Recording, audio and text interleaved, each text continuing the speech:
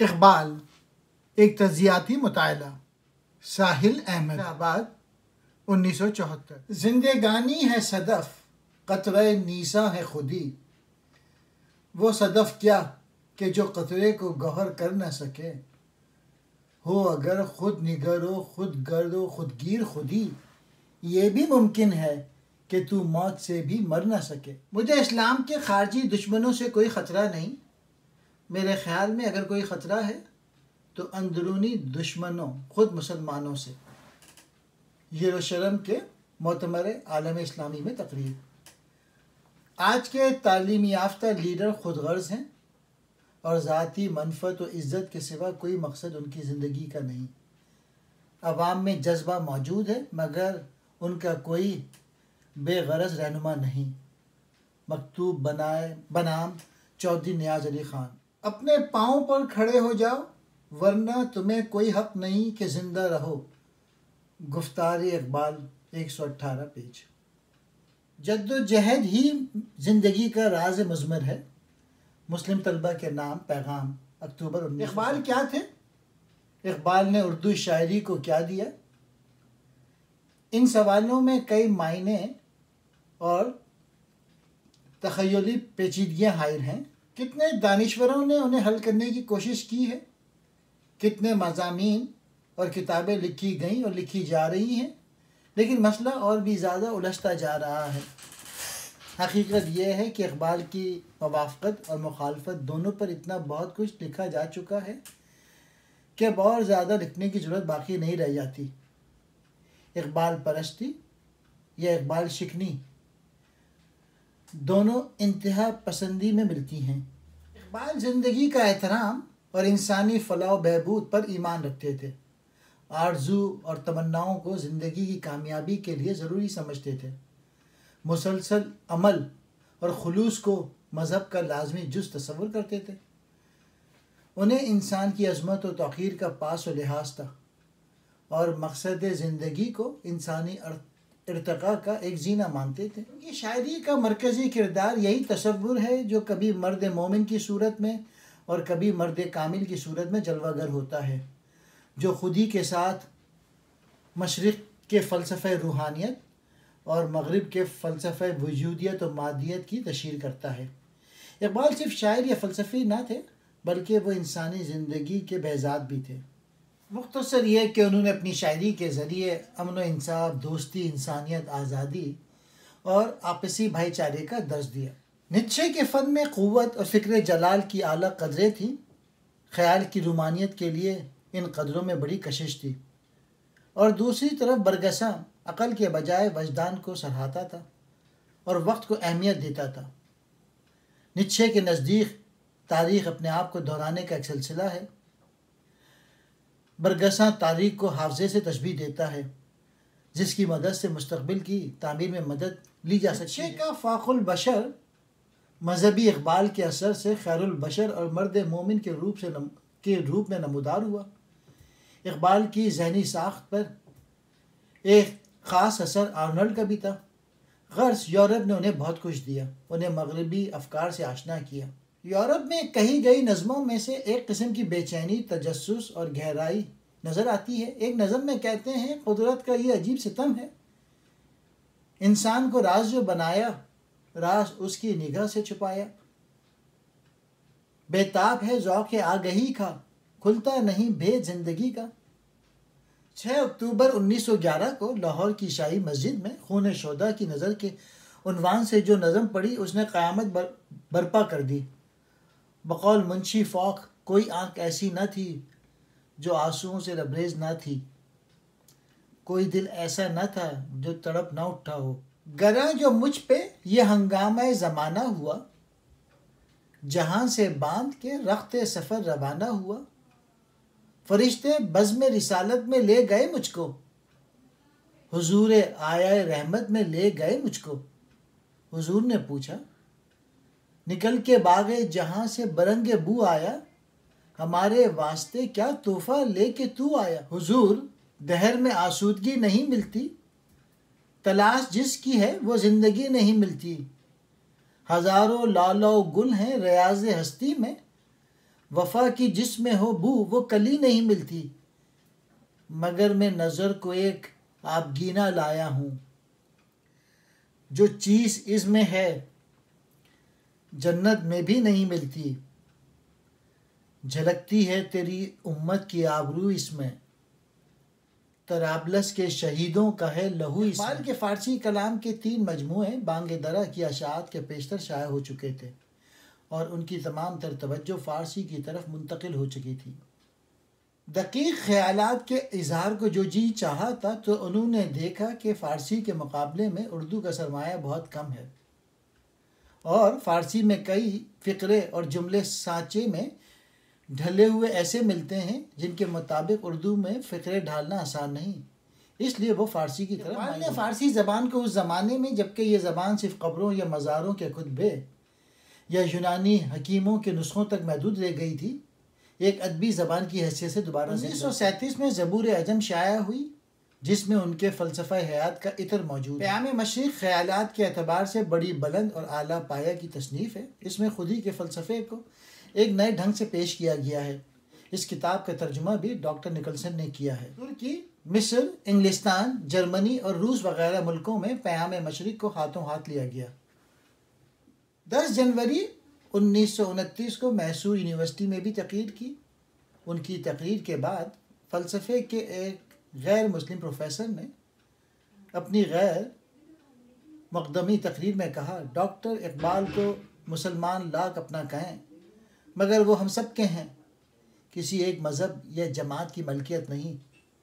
اگر مسلمانوں کو یہ ناز ہے کہ اقبال ہم مذہب ہے تو ہم ہندوستانیوں کو یہ فخر کم نہیں کہ اقبال ہندوستانی ہے۔ مسجد قرطبہ اقبال کی نگاہوں میں ان کھنڈرات میں رجائیت کا پہلو دیکھ لیتی ہے۔ عقیدت اور محبت کا جذبہ مسجد قرطبہ کی شکل میں نمودار ہوتا ہے۔ مسجد قرطبہ اقبال کا شاہکار ہے۔ اگر اقبال کچھ نہ لکھتے اور صرف یہ نظم لکھ دیتے، جب بھی ان کی عظمت میں کوئی کمی نہ ہوتی۔ اس نظم میں فلسفہ بھی ہے اور تاریخ بھی، آرٹ کا نظریہ بھی ہے اور خود آرٹ کے نمونے بھی۔ 8ویں بند میں مسلسل امر اور جد و جہد کا تصور ملتا ہے۔ سلسلہ روز و شب نقش گرے ہاتھ ساتھ، سلسلہ روز و شب اصل حیات و ممات، سلسلہ روز و شب تارے حریر و دو رنگ، جس سے بناتی ہے ذات اپنی قبائے صفات۔ زمان و مکان کی نقش گیری کے بعد کائنات کی تسخیر کا راز بتلاتے ہیں۔ تو ہو اگر کم عیار، میں ہوں اگر کم عیار، موت ہے تیری برت، موت ہے میری برت۔ پھر کہتے ہیں اول و آخر فنا، باطن و ظاہر فنا، نقش کہن ہو کے نو منزل آخر فنا۔ پھر عشق کی عظمت کا اظہار مرد مومن کی شان میں فرماتے ہیں، مرد خدا کا عمل عشق سے صاحب فروغ، عشق ہے حاصل حیات، موت ہے اس پر حرام۔ آگے چل کر عشق کو وسیع معنی میں اس طرح استعمال کرتے ہیں، عشق دم جبریل، عشق دل مصطفیٰ، عشق خدا کا رسول، عشق خدا کا کلام، عشق کے مضراب سے نغمہ تار حیات، اس سے نور حیات، اس سے نار حیات۔ جب عشق سکھلاتا ہے آداب خود آگہی، کھلتے ہیں غلاموں پر اسرار شہنشاہی۔ اقبال کا عشق کبھی صدق خلیل کی صورت میں اور کبھی صبر حسین کی صورت میں اور کبھی بدر حنین کی شکل میں اپنی عظمت کا احساس دلاتا ہے۔ پھر قرطبہ کو مخاطب کرتے ہوئے فرماتے ہیں، اے حرم کرتبہ اس سے تیرا وجود، اس سراپا دوام جس میں نہیں رفت و بود۔ ادب اور آرٹ کو زندگی میں ایک جز کی حیثیت دیتے ہوئے کہتے ہیں، تیری فضا دل فروز، میری نوا سینہ سوز، تجھ سے دلوں کا سرور، مجھ سے دلوں کی گشود۔ پھر آرٹ کے لیے خلوص کو ضروری قرار دیتے ہیں، رنگ ہو یا خشت سنگ، چنگ ہو یا حرف و سود، معجزہ فن کی ہے خون جگر سے نمود۔ وہ مسجد قرطبہ کی بلندی اور حسن کو کسی مرد مومن کے حسن و جلال سے مشابہہ کرتے ہیں۔ تیرا جلال و جمال مرد خدا کی دلیل، وہ بھی جلیل و جمیل، تو بھی جلیل و جمیل، تیری بنا پائیدار، تیرے ستون بے شمار، شام کے صحرا میں ہو جیسے ہجوم نخیل، تیرے در و بام پر وادی ایمن کا نور، تیرا مینارہ بلند جلوہ گاہ جبریل۔ پھر اقبال کا قلم اس مرد مومن کی یاد دلاتا ہے جو کبھی مرد خدا اور کبھی مرد کامل کے نام سے یاد کیا جاتا ہے۔ ہاتھ اللہ کا، بندہ مومن کا ہاتھ، غالب و کار آفری، کار کشا، کار ساز، خاکی و نوری نہاد، بندہ مولا صفات، ہر دو جہاں سے غنی، اس کا دل بے نیاز۔ پھر مرد مومن کی پہچان بتاتے ہیں، نم دم گفتگو، گرم دم جستجو، رزم ہو یا بزم ہو، پاک دل و پاک باس۔ پھر عشق و عقل کے بہترین امتزاج کی خوبصورت جھلک یوں دکھلاتے ہیں، عقل کی منزل ہے وہ، عشق کا حاصل ہے وہ، حلقہ آفاق میں گرمی محفل ہے وہ۔ پھر اندلس کی عظمت رفتہ کا گیت گاتے ہیں۔ 1932 میں جاوید نامہ شائع ہوا جو ایک طویل فارسی نظم ہے۔ اس میں آسمان کی سیر اور اس کے نتائج نظم کیے گئے ہیں۔ نظم کے ابتدائی بند میں شاعر ایک پہاڑ کے نزدیک کھڑا عالم بے خودی میں رومی کی غزل گنگنا رہا ہے، اور پھر رومی عقب سے نکل کر سامنے آ جاتے ہیں اور اقبال کو اپنے ساتھ لے کے مختلف سیاروں کی سیر کراتے ہیں اور بڑی بڑی روحوں سے ملاقات کراتے ہیں۔ اقبال کے سوالات اور ان بڑی روحوں کے جوابات اسرار رموز سے بھرے ہوئے ہیں۔ ان سے مختلف موضوعات پہ مکالموں کے ذریعے حال و ماضی اور مستقبل کی باتیں ہوتی ہیں، اور آخر میں نئی نسل کے لیے دعائیں اور نصیحتیں ملتی ہیں۔ علامہ رومی کے تصورات سے بے حد متاثر تھے۔ بال جبریل میں شامل نظموں کا خلاصہ سروق والے شعر سے واضح ہے۔ اٹھ کہ خورشید کا ساماں سفر تازہ کریں، نفس سوختہ شام و سحر تازہ کریں۔ ساقی نامہ میں میخانہ، پیمانہ، مینا و قفل، مینا کے استعارے میں شراب خودی سے جسم ناتواں میں نئی جان پیدا ہوتی ہے، خفتہ قوتیں بیدار ہوتی ہیں، نبض ہستی میں متحرک صلاحیتیں اجاگر ہوتی ہیں۔ ساقی نامے کا ابتدا بند فطرت کی عکاسی کرتا ہے۔ ہوا خیمہ زن کاروان بہار، ارم بن گئی دامن کوثار، گل و نرگس و سوسن و نستراں، شہید ازل لالہ خونین کفن، فضا لینی ریلی ہوا میں سرود، ٹھہرتے نہیں آشیاں میں طیور، وجوہ کوہستاں اچکتی ہوئی، اٹکتی لچکتی سرکتی ہوئی۔ پھر زندگی کا پیغام، ذرا دیکھ اے ساقی لالہ فام، سناتی ہے یہ زندگی کا پیام، پلا دے مجھے وہ میں پردسوس، کہ آتی نہیں فصل گل روز روز، اٹھا ساقیا پردہ اس راز سے، لڑا دے ممولوں کو شہباز سے۔ پھر اصل موضوع کو اس طرح پیش کرتے ہیں، زمانے کے انداز بدلے گئے، نیا راگ ہے ساز بدلے گئے، گیا دور سرمایہ داری گیا، تماشا دکھا کے مداری گیا۔ پھر مسلمانوں کی گمراہی کی طرف اشارہ کرتے ہیں، حقیقت خرافات میں کھو گئی، یہ امت روایات میں کھو گئی، عجم کے خیالات میں کھو گیا، یہ سالک مقامات میں کھو گیا۔ پھر عقل پر عشق کو ترجیح دیتے ہیں، جوانوں کو سوز جگر بخش دے، میرا عشق میری نظر بخش دے۔ پھر زندگی کو ہدایت سے معمور فرماتے ہیں، دم دم رواں ہے یم زندگی، ہر ایک شے سے پیدا دم زندگی، ٹھہرتا نہیں کاروان وجود، کہ ہر لحظہ ہے تازہ شان وجود، سمجھتا ہے تو راز ہے زندگی، فقط ذوق پرواز ہے زندگی۔ پھر اسی نظریے کے مطابق ارتقائے حیات کی کوئی منزل نہیں، جیسے کہ نیچے اور رومی سوچتے ہیں، اقبال بھی اپنے کاروان فکر آگے لے جاتے ہیں۔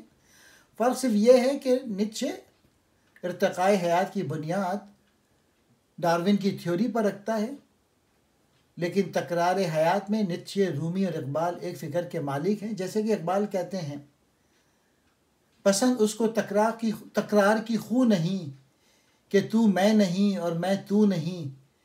پھر اقبال نے خودی کے فلسفے سے بحث کی ہے، جیسے کہ اسرار خودی کے دیپاچے میں لکھا ہے، بلکہ اس کا مفہوم صرف احساس نفس یا یقین ذات۔ خودی کیا ہے؟